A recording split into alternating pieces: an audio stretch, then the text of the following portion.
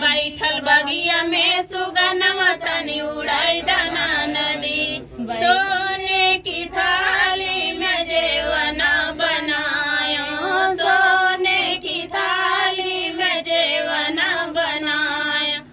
तनी जेवाई दाना नदी हो, तनी जेवाई दाना नदी।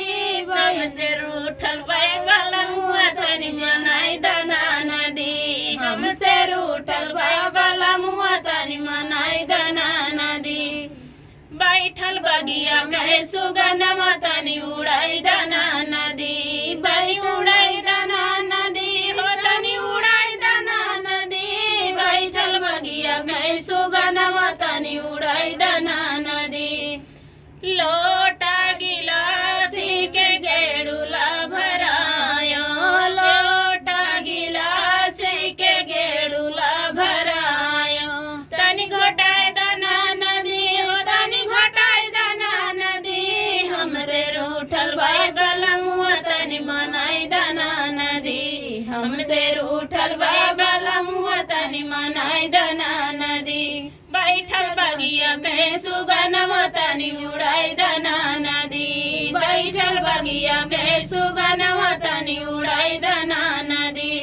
तनी उड़ाई दाना नदी हो, तनी उड़ाई दाना नदी। बैठल बगिया कहे सुगनवा तनी उड़ाई दाना नदी। बैठल बगिया कहे सुगनवा तनी उड़ाई दाना नदी। लाची लवांगिया के बिया जोरायो, लाची लवांगिया के बिया जोरायो।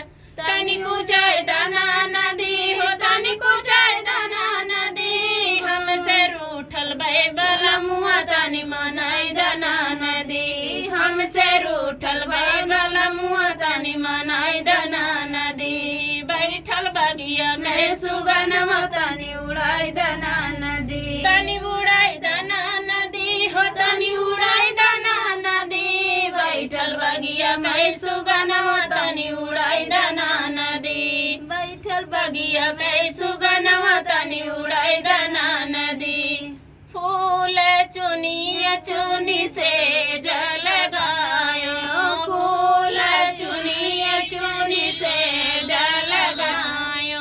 तनी सवाई दाना नदी हो, तनी सवाई दाना नदी। हमसे रूठल बैबला मुआ तनी मनाई दाना नदी। हमसे रूठल बैबला मुआ तनी मनाई दाना नदी। तो फ्रेंड गीत